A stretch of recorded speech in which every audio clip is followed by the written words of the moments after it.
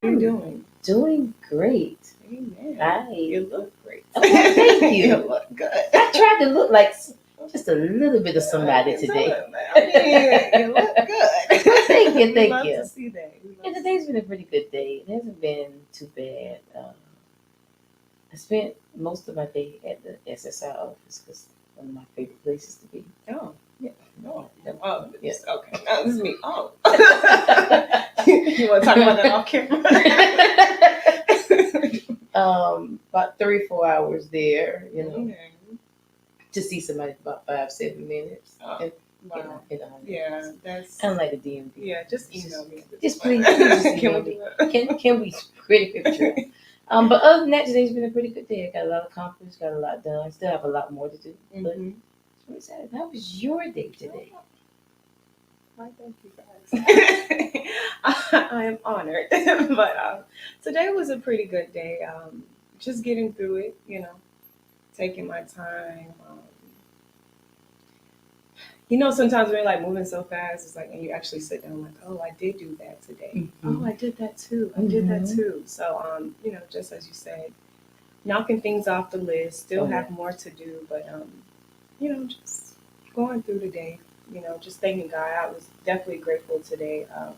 And me and a friend of mine actually shared some positive things to say to each other as far as today. Like, we played tic-tac-toe, and I said, well, if I win, I have to tell you 2 positive things. If you win, you have to tell me 2 positive things. So no one won. It was cat. So we had to both tell each other something positive. Good. But just definitely just sharing just a lot of positive things right now. That's what is really needed. It's a lot of chaos going on. So just a lot of positive things. So it was really good. I do appreciate you asking me that.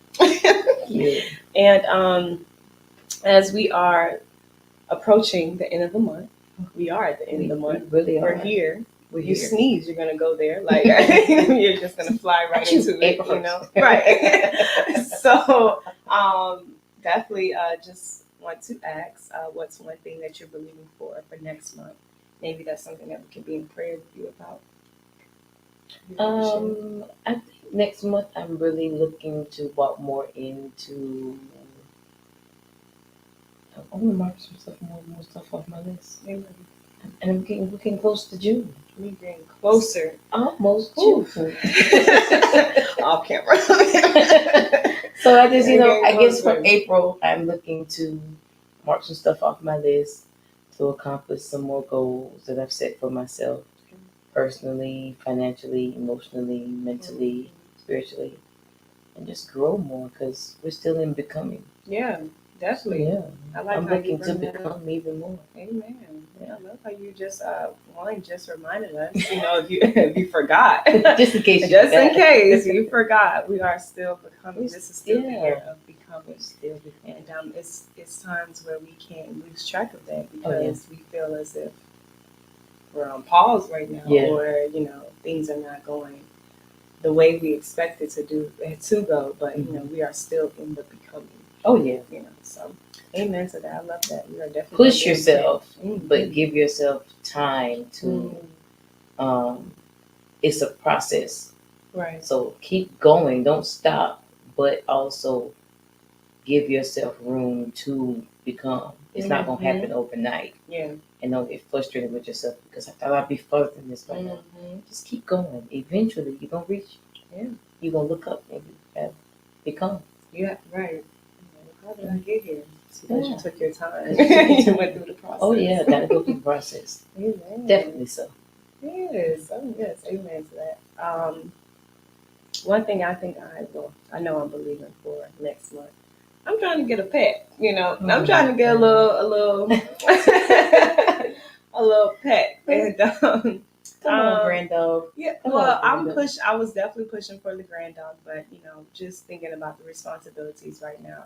It's like raising a child, and I don't think I'm ready for that. So I'm taking my time when it comes down to getting my. So we're starting a small pet. I was thinking getting another hamster. I was thinking about a hamster, but I'm actually, it's crazy. It sounds crazy. I'm probably going to get a lot of like, Joe, you're crazy. And I'm okay with that. I was thinking about a kitten. A kitten. Really? Yeah, I was probably going to, because it's less maintenance. They have their litter box.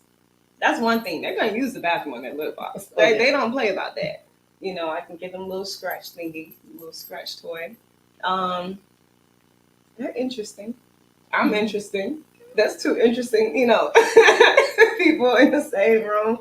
I think, it might work out for a little bit. It possibly This could. will surprise a lot of people, but I'm not surprised. Well, good. So story to the ReHash crew. I went to the mall with Joe one day, and as we were leaving out, there was this beautiful charcoal gray kitten, and Joe tried to take it home. Like, Joe, we can't take home the kitten from the mall. So I'm not surprised she's getting a kitten. It's just, you're getting a kitten. No. They are. They're very clean animals. Yes. It's one of the cleanest. I'm not a personal fan, but it's okay. I appreciate the support. Yeah, I'm gonna stand beside you. If I don't know that by now, in whatever decision, I'm gonna be right there. I know that by now. Because, holding it up in the picture. Hey. See my little green kitten. Then put it down. I know that. Mama hope is gonna be behind me. Oh yeah, I'm coming. Yeah, I'm right there. I believe that. So yeah, that's what I'm looking forward to next month. Some emotional support. Yeah. So yeah, I hope you guys are looking forward to some things next month, believing in some things next month, and definitely if it's something that you would like us to be in prayer with you about, go ahead and maybe message us on our Facebook. Yeah, Facebook chat, or you can say it in the chat here, and we'll definitely be in prayer with you. That's what we want to do. We want to make sure that we're supporting each and everybody is being supported, especially in a time like this. So, as we move along, this is one of the favorite parts. Right, I love this. I look forward to this every Thursday. I don't have enough thought to say. But I wonder what Friday is. I don't think about other things. I'm like, it's Thursday. What's today? And it's usually like, and I make myself not peek. I'm like, don't peek because Joe's gonna tell us. So. Right. I don't even check any other days. It's always Thursday. And this Thursday is pretty special. I love both of them. But I'll say the first one. Today is National Pencil Day. How intriguing. Come on, pencil. National Pencil Day. Have you ever been in the classroom and your teachers told you to take notes and you had no pencil? Yeah. You had no pencil to take notes. Yeah. But it's always the students who have a whole case of pencils. I was that student.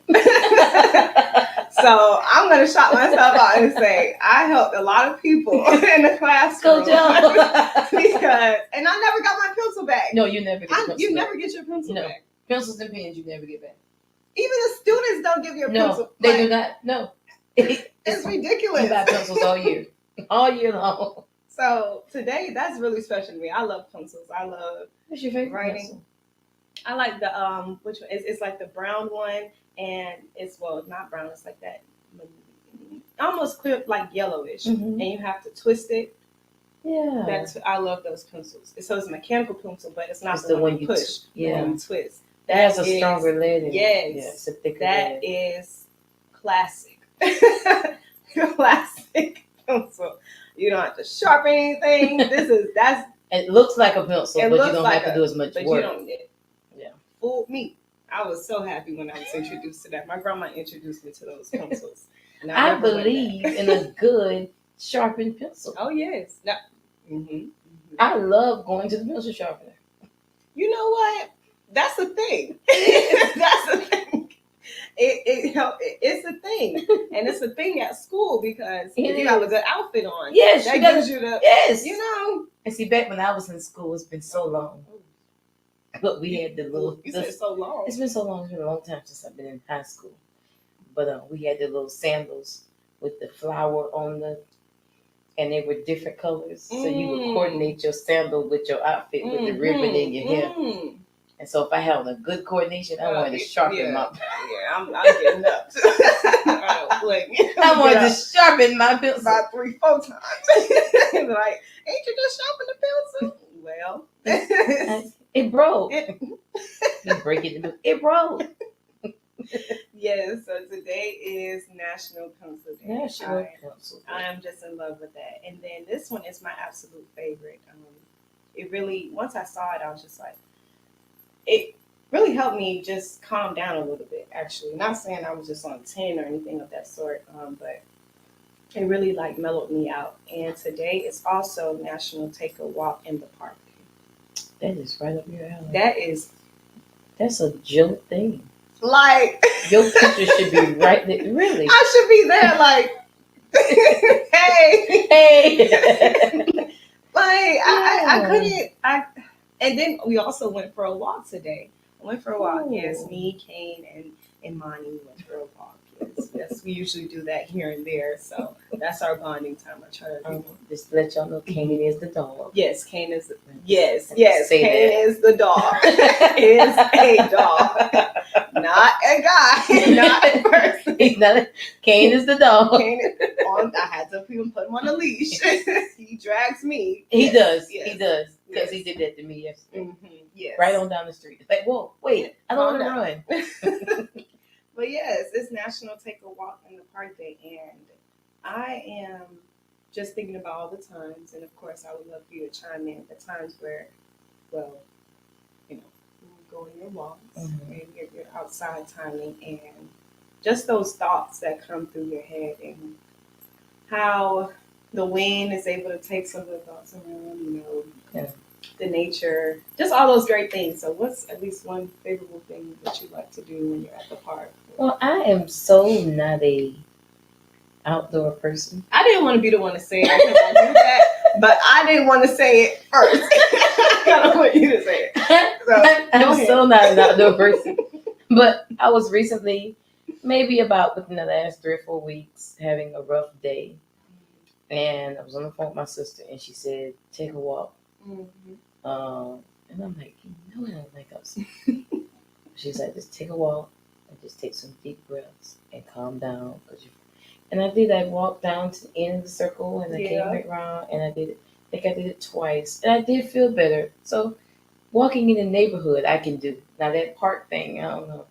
We're gonna pray. Joe is yet praying for me because let me just share this too. She wants to have a picnic in the yard, on the blanket, in the dirt, like in the grass.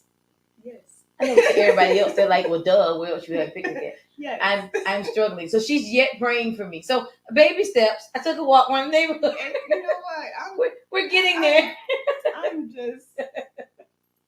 If I had a certificate right now, I promise you it would be yours. We're getting there. We're getting somewhere. We love the baby steps. We love the baby steps. That's a great process. So I love that though. It's relaxing. It's something to do. It calms you down. It regulates, heartbeats and all of those good things because now you're on a specific page. Your breathing has to align. Like everything is just doing everything. Great. So yeah. Today is National Take a Walk in the Park Day. So if you missed it today, how about you do it tomorrow? Do it tomorrow. Yes. Take some time out for yourself. Talk with God. Or talk to yourself. and unplug. Definitely unplug. So I'm just happy to say that. So of course, moving into the next segment where we just have the beautiful conversation, the beautiful dialogue. It's just a time to where I get to hear Pastor Hope in person. You guys have to watch online, but I have to be here, and it's just so amazing. So the time where we just have a great dialogue, and in reference to taking a walk in the park, I look at it also. Well, not comparing it, but when people say I'm walking with God, what do you think that entails? I know when we're walking in the park, we gotta put my shoes on. I gotta put my music in my ear. I have to make sure I have my stun gun or a little protection on you or whatever. But when you're walking with God, what do you think you should be prepared for? I think that the most important part is to allow yourself that vulnerable moment. Because if I'm going to share with him, I need to come share it all. He is the one person that I can truly, I don't have to put on a mask. I don't have to pretty it up. I don't have to make it sound good. I don't have to make it look good. I don't have to pretend to feel good. I can just come. I think we're so used to dressing it up for certain settings because we come to church, we go to work, we go to school, we go. We have these different places and different facets of our life where we have to play different roles. And everything, like, if you having a bad day at the office, it's not the best day to sit down and have a heart to heart. Sometimes those moments arise, but that's not necessarily that place. And so knowing that this is the one place that I can go and truly be who I truly am, and I can unbear everything that I'm truly carrying, and I can walk with him and gain knowledge from him and gain insight and know that he's with me and know that I'm not by myself. I think that's what it entails, is to allow yourself to be vulnerable in that moment with him. The main person that you can be vulnerable with. Oh, that's so good. Vulnerability is something that I look at. Well, I used to look at, I'll be quite honest, used to look at as if I feel like a punk. You feel soft. You feel like my guard is down. I don't know what to expect in this moment because usually, my guard is up. I'm able to be prepared for whatever else is coming. But when you're in that vulnerable state and you continue to let God in, or you're letting God in, it's like, at this point out. It's no control. Yeah. You have no controls. But I do like that, he is the only person you don't have to worry about being vulnerable with. No one to take advantage of you, no one to, make you feel like you made a wrong decision by being vulnerable or anything of that sort. Or, so I love how you put that. That's the way it should tell, like being vulnerable, letting down your guard and letting him in as you open. Because I've said this before, I think a while ago, but when something's wrong with the car, you take it back to the manufacturer. Hopefully. Hopefully. If something's wrong with your food at a restaurant, you send it back to the cook or the chef. So I don't know why we feel like when something's wrong with us, we got to figure it out. We can't go back to the maker. I didn't create me. Well, why don't we go take it back to the maker? I didn't create me. It's like me trying to fix on a car. I know nothing about cars. Now sometimes he'll give me a little insight, and I'll say something. I probably most time don't have the correct terminology, but that's not my area. And so why do I think that I have the authority and the know-how to deal with the inner workings of me when I didn't create me? I'm living as me, but I'm also driving the car as the owner.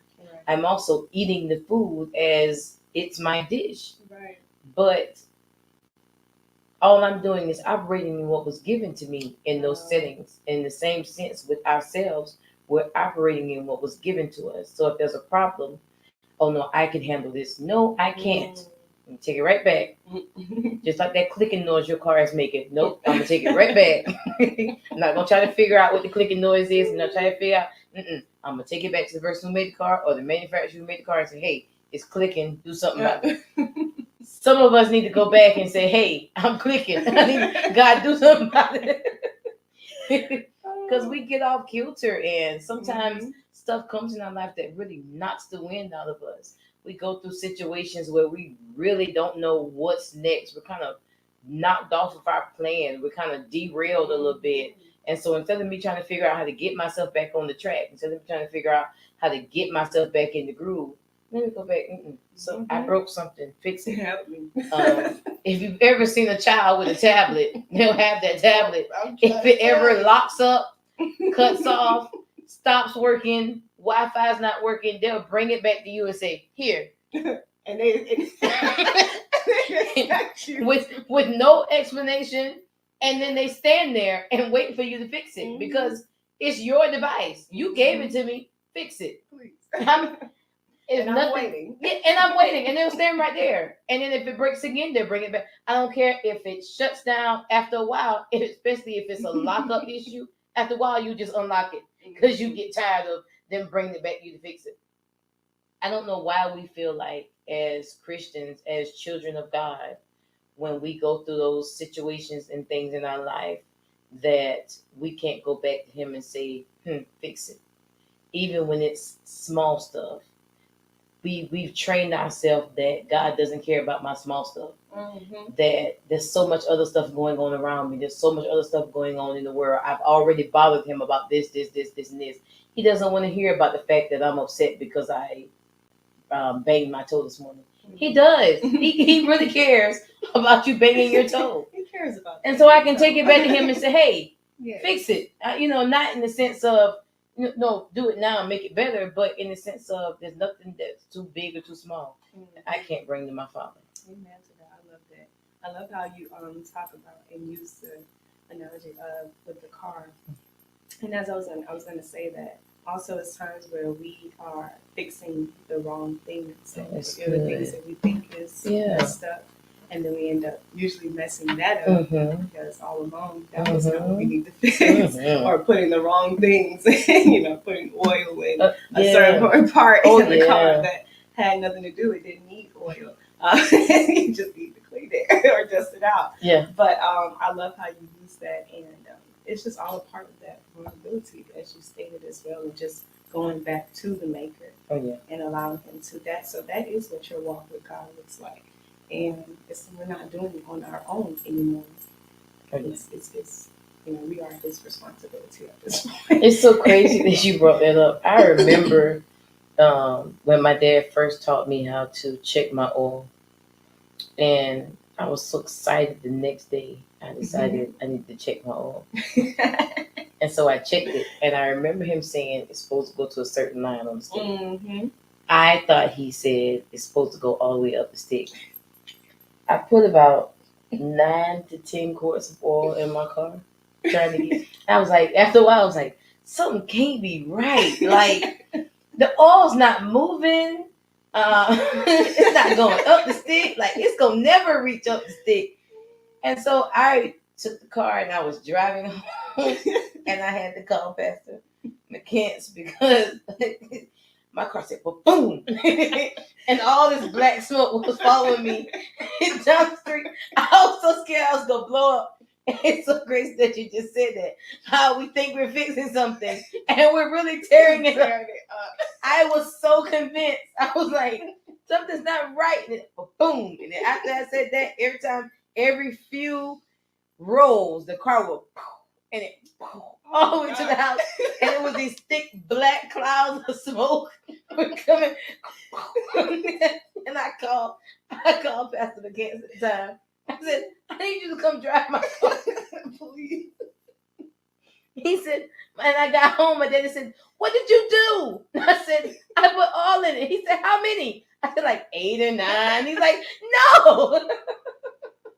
So we can a lot of times think in good retrospect that we're doing something great, and we are tearing up our lives. Everything in our life is going and we trying to figure out, well, what's wrong? God, I'm confused. God help me. He's like, I ain't tell you to put that much on. I didn't tell you to go over there. I didn't tell you to give your money into that. I didn't tell you not to save. I didn't tell you not to read your word. We cause a lot of problems trying to fix something in the way that we think it should be fixed. No, I'm not even trying. Me, the spoiled girl. Like, my girls are spoiled girls. They know how to change a tire. They're not going to ever do it. They're going to pick up the phone, and they're going to make a phone call. Fix it. Please. And they're going to sit right there and wait. They're not going to pump gas. They're going to call somebody. Hey, this is Naomi. If me and Naomi are together, Naomi will not open the door for herself. She is. She's quick to say, I'm not a man. They're spoiled. We need to get that same spoiled mentality with God. Like, no, I'm not even going to fix it. What? I'm going to my daddy. This is very much ghetto. This is not my life. You want me to touch what? You want me to do what? I'm not doing that. I'm going to take it back to my Daddy, they're saying that. Have it. Not doing it. If we adopt that mentality, but I think, and not to dominate the conversation, but I think that it goes back to we've gotten ourselves to a place where we don't feel like we're worthy of that type of potential. Wow. And so, because I feel like I'm not worthy, I think that those things are minute. Mm-hmm. Nobody cares about the fact that my feelings got hurt today. Yeah. Nobody cares about the fact that I feel alone today. Nobody cares about the fact that I feel abandoned today. Nobody cares about the fact that I'm struggling with the traumas of my past today. And so we take that stuff and we try to handle it ourselves because we've convinced ourselves that nobody cares. Yeah. And who cares? Yeah, and we start picking up those coping mechanisms. Yeah. Oh, that yeah. Are not, yeah. Oh, they'll get you.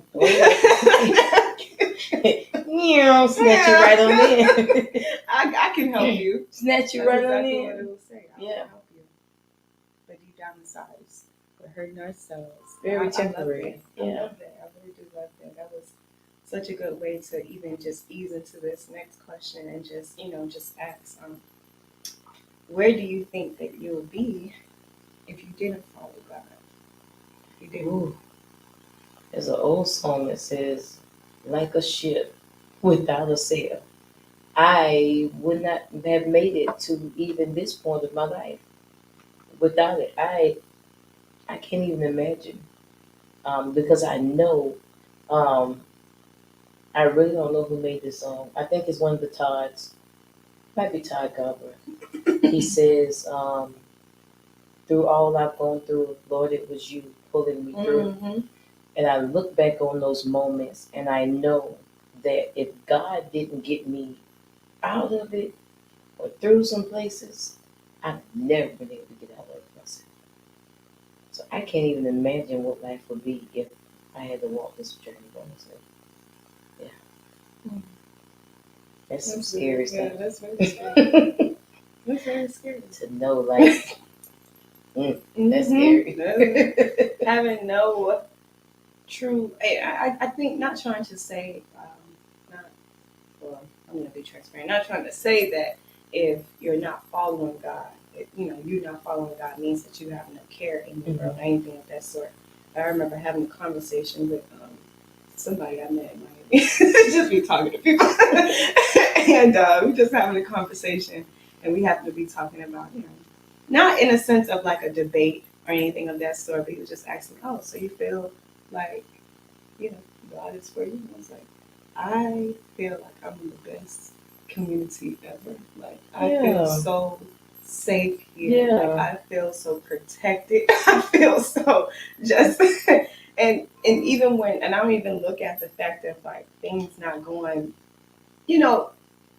things not going my way or anything of that sort. Like, I look way past that, and I just feel like I feel so protected by just His grace. Like, everything that He's protected me through, pulled me out of, and just knowing that if He wasn't there, I just don't know. That'd be crazy. I really just don't know. Like, would I actually be that, person that I be thinking I am in my head when I listen to music? Like,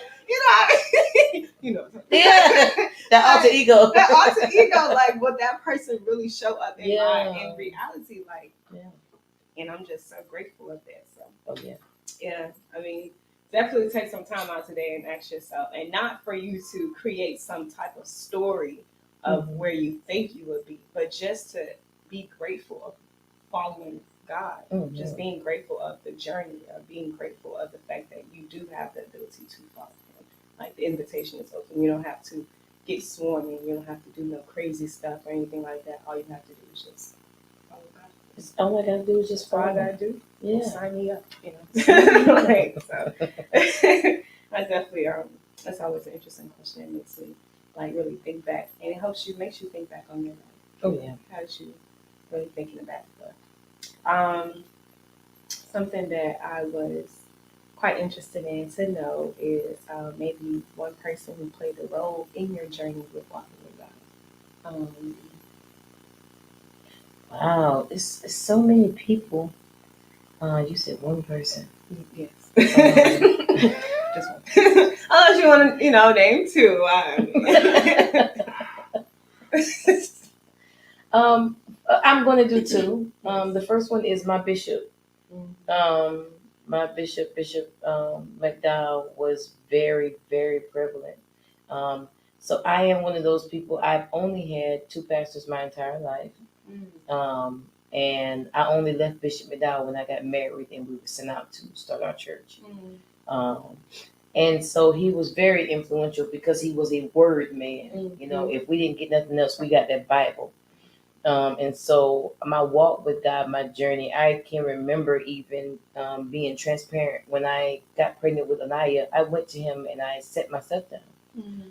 And me and him had the heart to hearts and dealt with some real issues and talked about some real things. But he's always been that rock of the word and of encouragement. Um,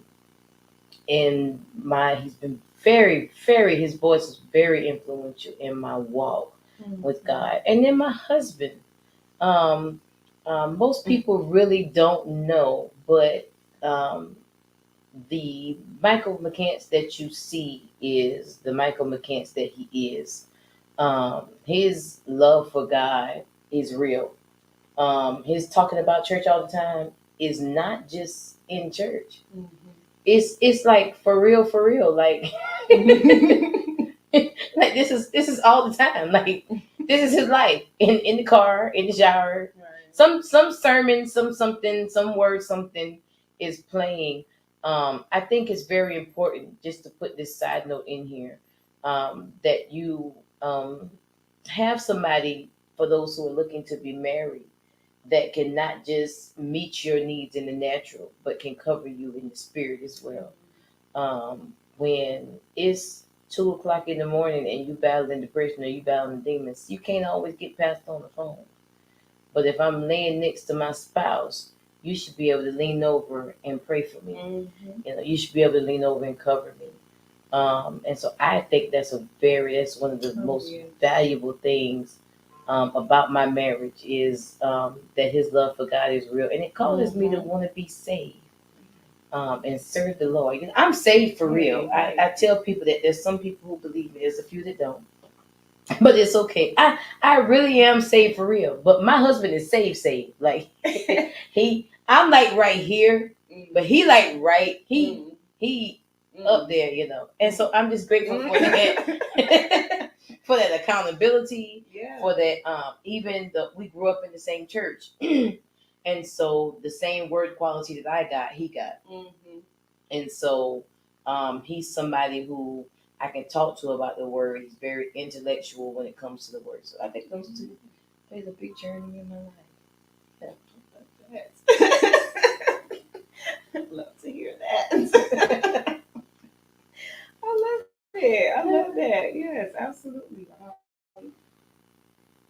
Yeah, and I mean, I can definitely see not to. I mean, everyone knows at this point you guys, of course, met at a young age. Yeah, So we just did, to see the journey of you following God and oh, so beautiful. I love that. I love that. Amen to that. Yeah, you always need that accountability. Oh yeah, for sure. definitely so. Um, All right, we lost ourselves. oh, okay, perfect. So Okay. so um, so background stuff, you guys. But definitely to have that accountability partner for sure, and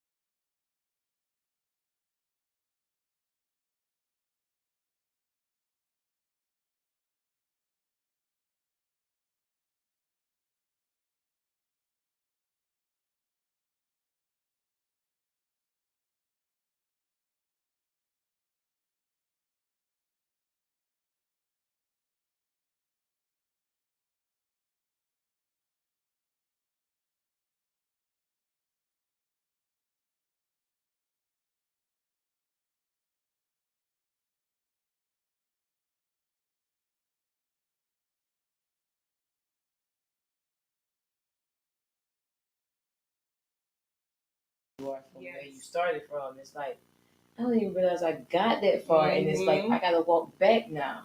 And I think sometimes in life we need to look back and say,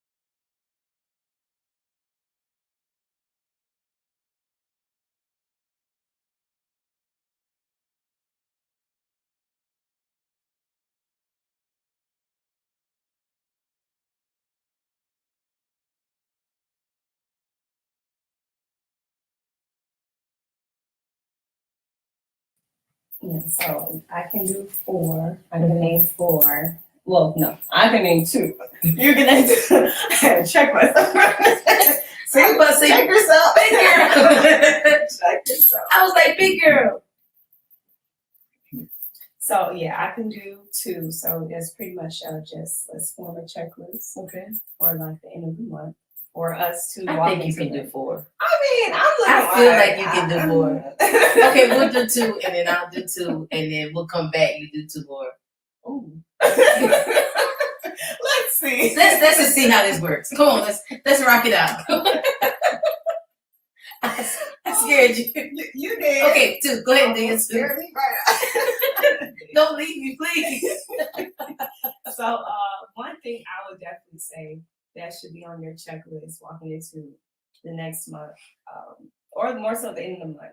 The end of the month checklist. The first thing should be, have you been either waking up in the morning to pray or making sure you pray before you go to sleep? It's very good. Like definitely starting off the day. Yes. And just giving honor to God. And this is like way before you even touch your phone. Like, I definitely put that in my checklist, making sure that, okay, I'm not touching my phone. I'm not even looking at it. Mm-hmm. I don't even want to alarm. Okay, cool. Snooze or Right. Yes. You know, I'm awake or Nothing whatever. past that. Yeah, nothing past that. But just making sure that the first person I talk to is God. Oh, yeah. So that should be on your checklist. That was great. Yeah. Are you ready for me now? Mm-hmm. Oh, I thought we were, okay. I mean, like that. That way we can get your 4. Okay. I love that. I love that. That's a great way to start your day. I will also say at some point in your day, incorporate some gospel, some worship music. Kind of set your tone, set your atmosphere, bring you back centered, bring you back to the mindset. Because we go through so much in the course of the day. So set that standard somewhere throughout the day where you spend that intentional time with God. Mm-hmm. The outside of your prayer, but just sitting and just reflecting on Him. I like that. Yeah, absolutely. I like how you said that too, because sometimes we do. We can get filled up with so much. Music. We can. Let's be truthful. We can get filled with some other type of music, but especially with this new thing that Apple does, where if you type in one song, it'll just keep playing. It'll create you a playlist. What's going on here? When did y'all become a DJ? So, come on, DJ Apple. Hey, Apple is doing it big. So okay, so that's 2 things right there for y'all. She counting. She got one more. Okay. The third thing I would definitely add is at some point, write yourself a reminder. Mm-hmm. Using your reminders on your phone. Mm-hmm. So that should be repeatedly going off throughout the day. Maybe I usually keep mine, and I have one that says, I'm uniquely created by God. Love it. And just having to continue to remind yourself, because, if you have waken up in the morning, you have given, honor to God, you have played gospel music at some point, or worship at some point, maybe on your way to work. It's times when, let's say you're at work, somebody just made you upset. Mm-hmm. And let's say that alarm, that reminder goes off at the right moment. Yes. That just helps you, realigns you right back in the place. Like, hold on, let me. Not today. Not today. Oh, yeah. So definitely save somebody's life. Yeah, okay. I'm helping save lives one day at a time. One day at a time. Absolutely.